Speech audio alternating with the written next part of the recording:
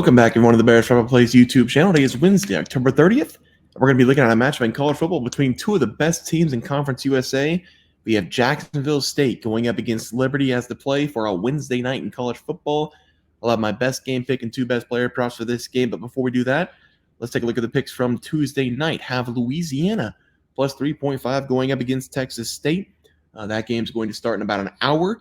We have Bill Davis over 58.5 rushing yards against Texas State for Louisiana. And then Ismail Mahdi over 94.5 rushing yards going up against Louisiana. So all three picks in the same game.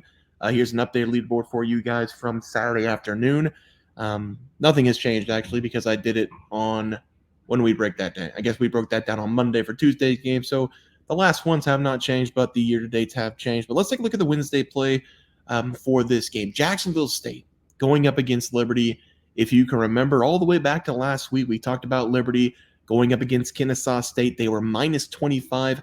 I thought there was no chance in hell that Kennesaw State was going to come away with a win in that game or even cover the spread against Liberty. Not only did they cover the spread, they took the win outright, 27-24. They got their first win on the season. They got their first win in over a year. That Liberty team's now favored by 2.5 points going up against Jacksonville State, a team who's not only won 4 consecutive games, but they've been able to put up 40-plus points in every one of those games. This Jacksonville State team has now rattled off 34-plus points in 5 consecutive games. Southern Mississippi, 44-7. Kennesaw State, 63-24. New Mexico State, 54-13. And finally, last week, after a horrible first half, they came all the way back, covered the minus 21 spread against Middle Tennessee, beating them 42-20. I'm telling you this because I would not blame anybody for taking the other side in Jacksonville State. They are the hot team right now. They're playing very good football, but I'm taking Liberty minus 2.5 because it doesn't make sense. If Liberty beat Kennesaw State last week, this line would have been 6.5, even 7.5, because this was a team who was supposed to make the playoffs. They were going to most likely be a top 25 team in a couple weeks. Then they lost to Kennesaw State. Now they have no chance to make the playoff. I think we're going to see them pissed off in this game.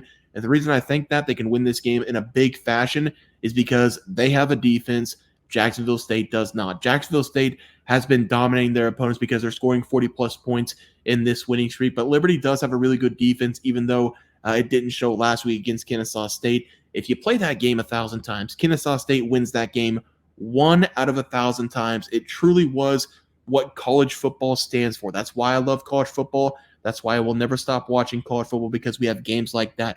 In this game, though, Liberty's going to be mad. They're going to play better defense. They're going to care in this game. They didn't care in the last game. They thought they can go through the motions and win. This is for the conference. If they win this game, they can basically wrap up the conference. They're going to play Jacksonville State again in the championship game probably. I'm going to take Liberty. I think they can shut down Jacksonville State for the most part in the passing attack. Might be a little bit harder to stop the run game, but overall, I think these teams are very similar offensively. The one glaring difference is the defense of the Flames. So I'm going to take them minus 2.5 as the play. Let's go over to the player props. And we're going to start with the guy who we love, Tre Stewart of Jacksonville State, over 103.5 rushing yards against Liberty. I don't expect this to be a blowout early in the game. I do expect Liberty to put their foot down in the second half, figure out some adjustments to stop the run game, because that's all I think Jacksonville State can do.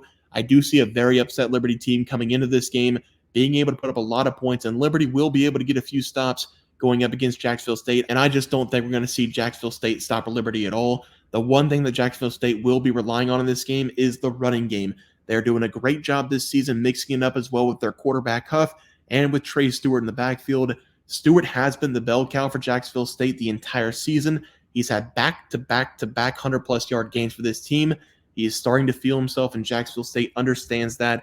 This is the hot hand. He has 20-plus touches in 3 consecutive games, 118-plus rushing yards in 3 consecutive games, and he's found the end zone not once, not twice, not 3 times. He's found the end zone 8 times over the last 3 games.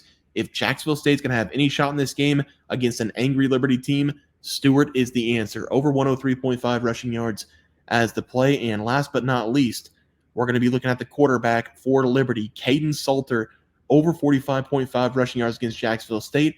Last week, we took Quentin Cooley. That's never going to happen again. I have never seen one of the best running backs in a conference be shut down the first half against a team who is bottom 10 at stopping the run.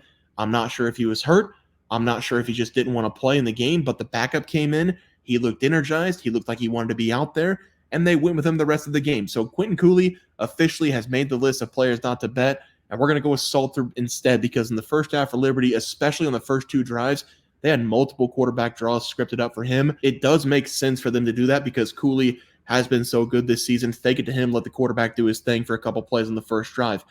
They went right up the middle for 20-plus yards on both plays that were scripted for him. The only negative for this play is that if he gets sacked, that's going to count for negative rushing yards, but I don't think that's going to matter. I think he's going to have 60-plus rushing yards in this game by halftime. Salter, he's a very athletic quarterback. I would consider him a dual-threat quarterback, even though his numbers aren't great on the ground so far this season, only having 278 yards. But I will say, over the last 2 games, he does have 60-plus yards in both those games, so it does look like he's maybe run the ball a little bit more. This is a big game for both these teams. I am expecting him to be agile, mobile, hostile as he tries to get Liberty a big win at home. Over 44.5 rushing yards as the play for him. Let's go over the recap graphic. We're going to take Liberty minus 2.5. I get it. If you want Jacksonville State, if you want the 40-plus points in 4 consecutive games, you take it. I just think Liberty defensively, they're so much better. So I'm taking Liberty in a pissed-off fashion, minus 2.5. Tre Stewart, over 103.5 rushing yards against Liberty. And then Kaidon Salter, over 45.5 rushing yards against Jacksonville State. Guys, it's going to do it for the NCAA football plays and props for Wednesday, October 30th slated games. If you guys enjoyed the content, please sure to drop a like on this video and subscribe to the channel below. See you guys next video, and thanks for watching.